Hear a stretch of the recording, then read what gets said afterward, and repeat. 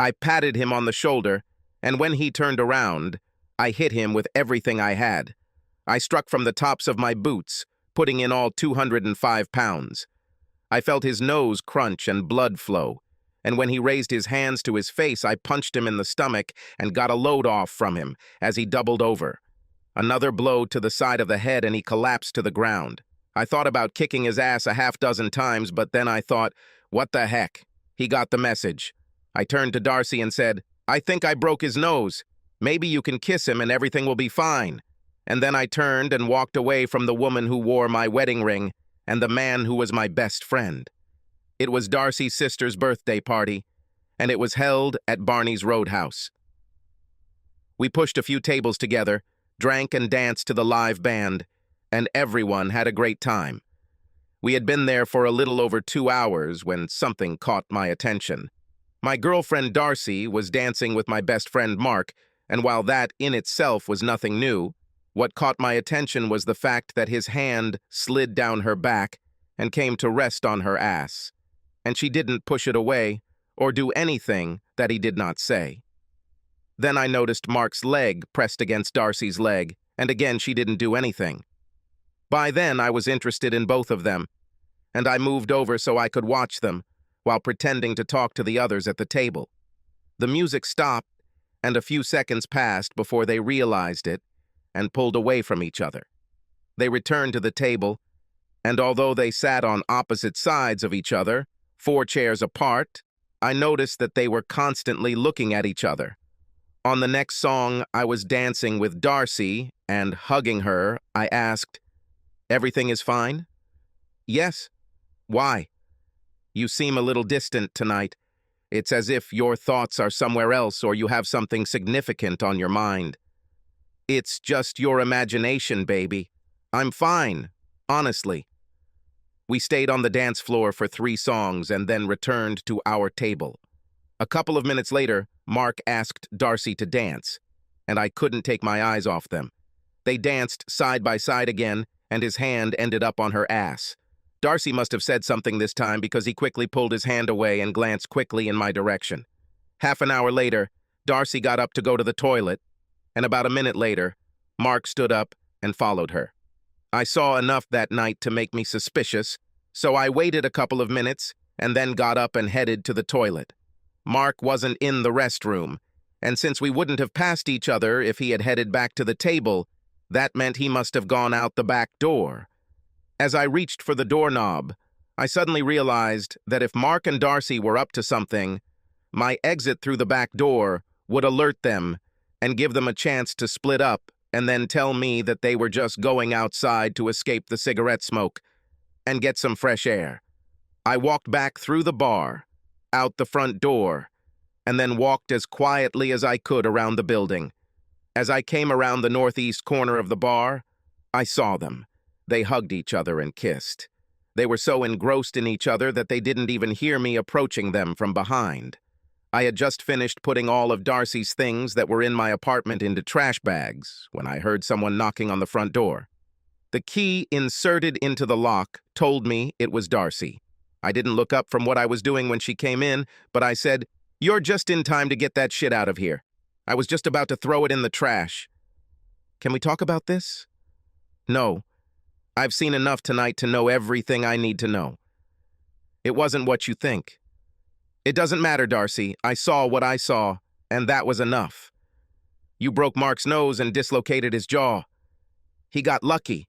I should have kicked him half a dozen times and broken a couple of ribs. I've never seen you so cruel before. Sometimes it's good not to see anything. Now please just take your things and leave." "Please, Rob. I made a stupid mistake. I drank too much and wasn't thinking straight." "Yes? Well, it's good that I caught you making such a mistake before I married you, and not after." "You're welcome, Rob. It didn't mean anything, honestly. Once you said yes and put on my ring, you were supposed to be a single woman, and that only man was supposed to be me. You just showed me that I can't trust you. Just take your things and leave." Tears streamed down her cheeks as she began to remove her wedding ring. "Keep it," I told her. "I don't want this to remind me of you. If you keep it, Mark won't have to buy it for you. Consider this my wedding gift." She grabbed her 2 trash bags and headed for the door. She opened the door, turned to me and said, "I'm sorry, Rob. I love you. I really love you, and I didn't do what you think." And then she disappeared. She called me the next day and asked if I was ready to talk to her. I hung up. She tried half a dozen more times, but I always hung up on her. And eventually, she finally gave up. Over the next month, Mark made a dozen attempts to get me to talk to him, and I finally told him that if he came within arm's length of me, I would send him to the hospital for a month. It finally dawned on him, and he stopped calling. 8 months later, Darcy and Mark were married. I had to laugh when I received the invitation. Maybe I was supposed to be something old. As a geologist working for an oil company, I had to travel quite a bit, and some of the trips were long. Shortly after Mark and Darcy's wedding, I was sent on a trip to Alaska to explore the possibility of developing a new oil field. This forced me out of town for almost 11 months, and since I had no one to go home to, I spent the entire 11 months in the area.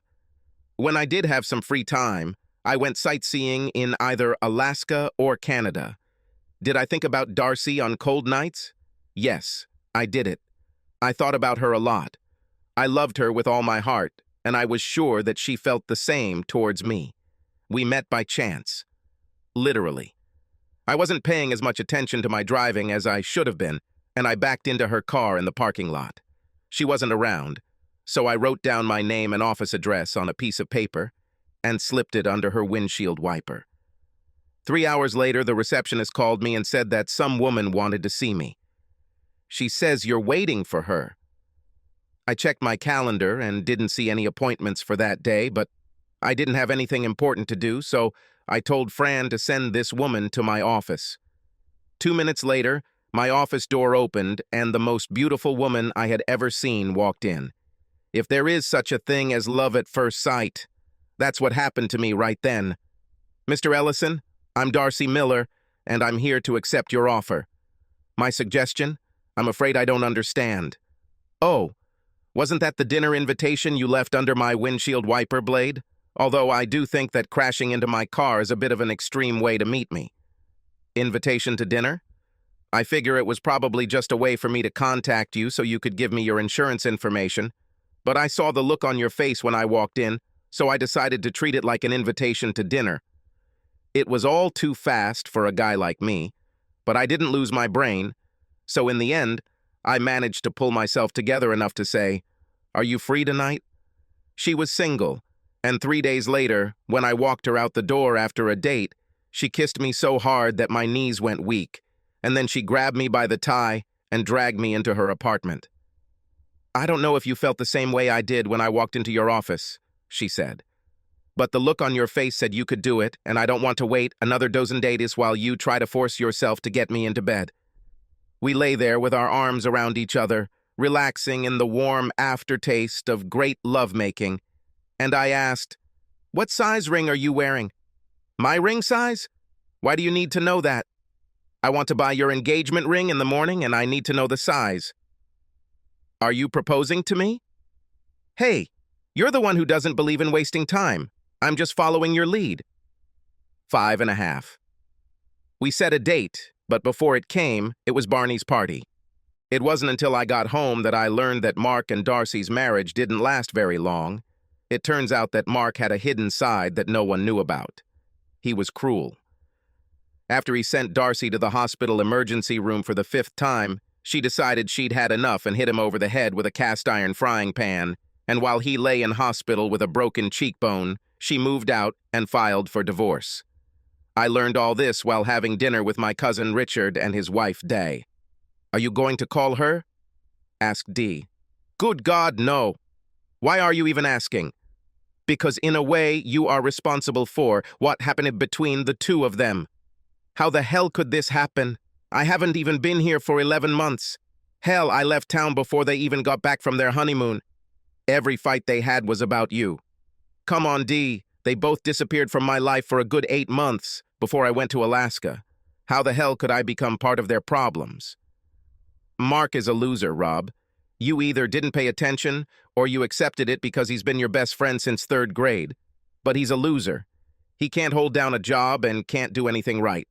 And every time he came home after getting fired or quitting or screwing something up, Darcy would shake her head in disgust and say something like, "And because of you, I lost Rob."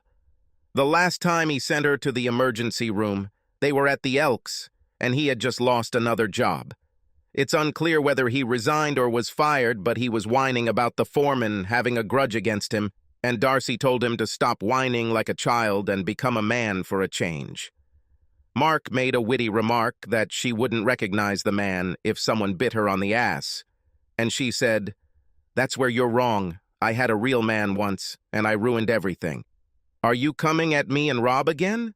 On his worst day, he was 5 times better than you could be on your best day." "You bitch!" Mark shouted, and hit her from behind with such force that she fell back in her chair and hit her head on the edge of a nearby table. This knocked her out, and she was rushed to the hospital. 2 days later, she hit him with a frying pan. From what I've heard, she hasn't been on a single date since she moved out and filed for divorce. This is all very interesting, but I think I won't say hello to Darcy. Have you ever made a mistake, Rob? I did some stupid things, but the thing about mistakes is that you have to learn from them. What you have to learn is how not to make the same mistake again. Darcy was a mistake, and I will not repeat it. And I wasn't kidding. I miss Darcy, and not a week went by without me thinking about her half a dozen times. I still carried her picture in my wallet, but I had no intention of seeing Darcy or even talking to her on the phone. She was history, and although I couldn't get her out of my mind, she was going to remain history. But sometimes what you want or don't want to do just doesn't mean anything in the grand scheme of things. It had been a long day at the office, and I stopped by Ernie's Sports Bar and Grill to have a couple drinks and relax. I went to Ernie's because I was dating Juanita, the waitress. We had something for about a month. Nothing that would lead anywhere, just good bed buddies. I was sitting in a booth sipping a beer and watching the Rockies-Giants game on the big screen TV when Juanita placed another beer in front of me. A compliment from the lady at the end of the counter.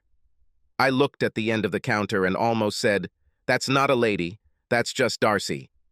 But I stopped myself. But I didn't give up on beer either. Darcy took the fact that I didn't refuse the beer as an invitation to join me, and a couple of minutes later she slid into the seat opposite me. "How are you doing, Rob?" "I was fine." "What was it like in Alaska?" "Cold." She was silent for a couple of seconds and then asked, "Have your feelings towards me softened at least a little?" "In what sense?" "Do you still hate me?" "I never hated you, Darcy." "Was I disappointed in you?" "Yes, I was like that, but I never hated you." "I'm sorry about what happened, Rob. I'm really sorry. I have truly done some stupid things in my life, and Mark is at the top of the list. But I swear to you, Rob, that there was never anything between me and Mark other than what I thought was innocent flirting. I didn't know that Mark saw it any differently. You know Mark. He's always been a touchy person, and yes, he did put his hand on my butt a couple of times, but I know you saw it and didn't say anything. It didn't hurt anything. Mark was just Mark. He was the same as he always was. That's not what I saw in the parking lot, Darcy. You never let me tell you what happened, Rob. You just assumed the worst and turned your back on me. How could what I saw be anything other than what I saw myself? I got up and went to the toilet, and when I came out, Mark was waiting for me in the corridor. He said he needed to talk to me about something and asked me to go outside where it was less noisy. When we went outside, he told me that I was making a mistake by marrying you, that you might not be able to love me as much as he does. He told me that I should break up with you and be his girlfriend. I laughed at him and said he was crazy. He grabbed me, pulled me into his arms, and kissed me. And this is where I was stupid. I kissed him back. I have no excuse, except that I drank a lot and it was a boost to my ego to know that he wanted me. Also, what is a kiss? And then you showed up and my life turned to crap. You married him 8 months later. You might be surprised how many friends you have. You kicked me out, so rumors spread that I had done you wrong, and no one wanted anything to do with me. Mark wanted me, but no one else cared about me. So when he asked me to marry him, I agreed. Another stupid mistake. I sent you an invitation in the vain hope that you would show up and stop the wedding. How would I do this?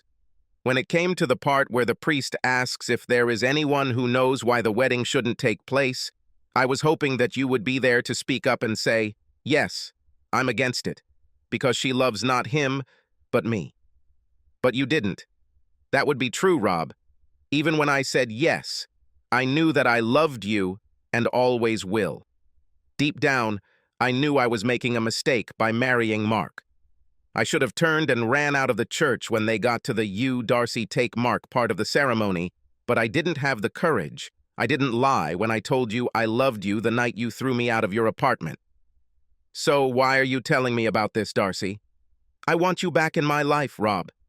Even if we never go back to the way things were, I need you to be a part of my life, at least as a friend.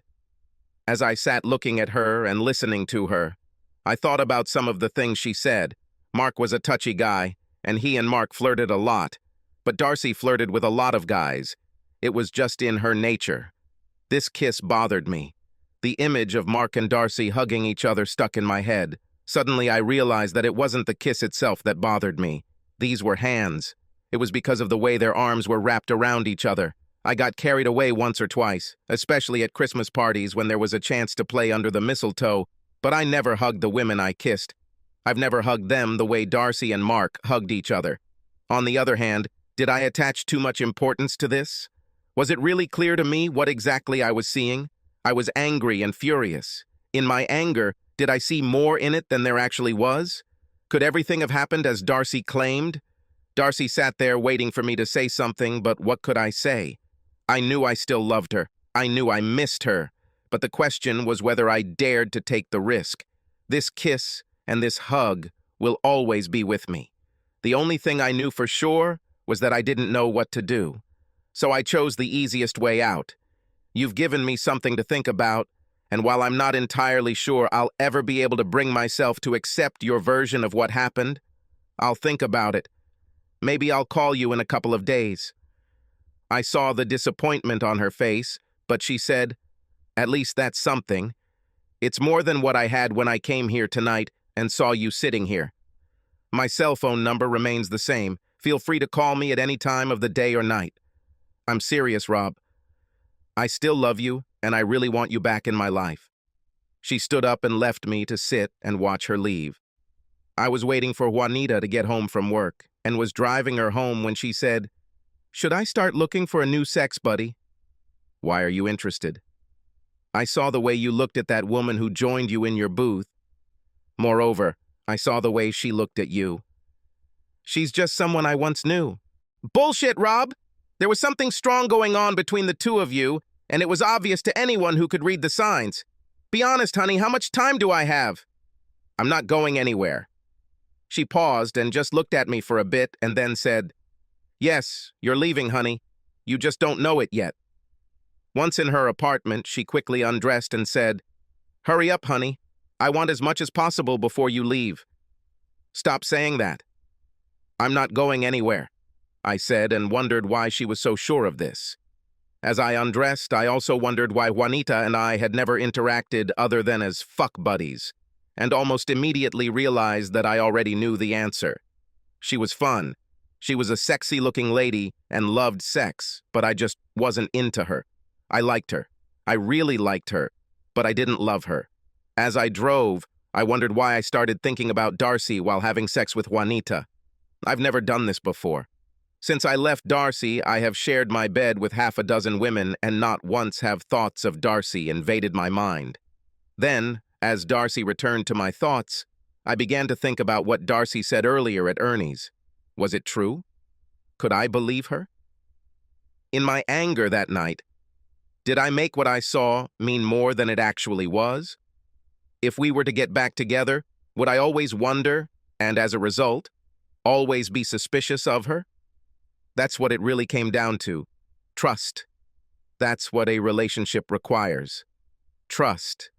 A relationship couldn't work if every time you were apart you wondered what the other person might be doing. It wouldn't work if every time your significant other came home late. You'd wonder where she was and what she was doing. It might not work if the other one called and canceled the date, leaving you wondering what he was doing instead, and perhaps with whom. This question was on my mind as I thought about Darcy and what she had told me. Could I trust her? Even as I asked myself this question, I knew there was only one way to find out. I slept the usual exhausted sleep, as always after an evening spent with Juanita. I stopped at Bob's Big Boy for breakfast on the way to work, and when I got to my office, I picked up the phone, called Darcy, and asked her to meet me at Barney's Roadhouse at 6. She said she would be there. I was already sitting at the table when she came in, and I saw the look of hopeful anticipation on her face as she approached me. As soon as she sat down, I got straight to the point. "So what do you want, Darcy? Meet from time to time?" "That would be great, Rob, but you know what I want. I want you back in my bed where you belong. No obligations. Dinner and dancing would be nice, but the point is, I want you back in my bed." "So you're suggesting a friend with benefits relationship?" "Call it what you want, Rob, but I need you back in my life." "No obligation?" "None. What is a good time to call you this week?" "There's no time like now, Rob. My apartment, your apartment, motel, your back seat, or mine. But now, right now, is the right time." I threw a 10 on the table, stood up, and followed Darcy out of the bar. I have no idea how this will all turn out. Everything will depend on whether I can learn to trust her again. It may take some time for this to happen, if it happens at all. But we're both young, so we have time. Subscribe to our channel so that your second chaff doesn't cheat on you, and go ahead and listen to the next story, because this story is nothing compared to the next one. If you're under 18, don't even think about listening to the next one.